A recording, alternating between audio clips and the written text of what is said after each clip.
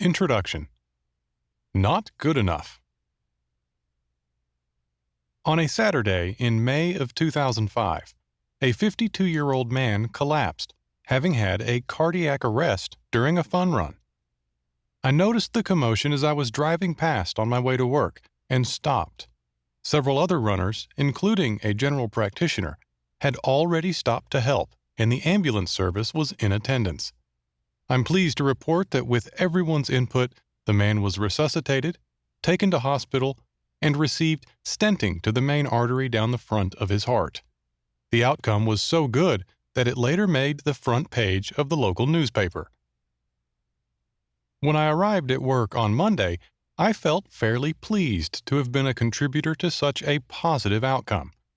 Before I could become too proud, however, one of my staff pointed out that I had seen the very same gentleman 2 years earlier for an exercise treadmill test.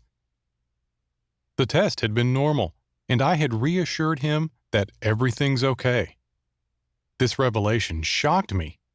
Had I done the wrong thing by this man? Had I misinterpreted the test? Were there other factors of which I had not been aware? As it turned out, I had done nothing wrong. The test was appropriately reported, and he was given reassurance consistent with his risk assessment at that time.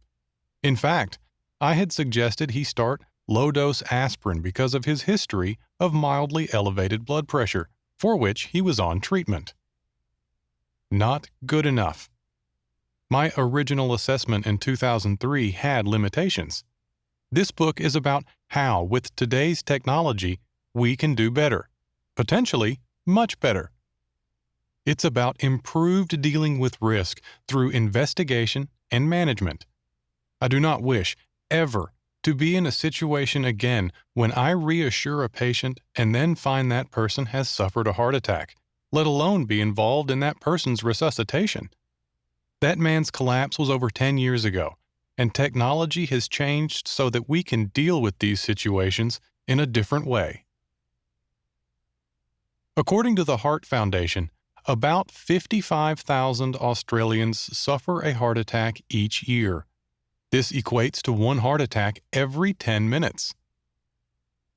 Heart attack is a layman's term referring to a narrowing or blockage of the coronary arteries that can kill or require some form of medical intervention, such as medication, time in a hospital, balloons or stents, or coronary artery bypass grafting. As a cardiologist, I have not yet met a patient who expected to have a problem.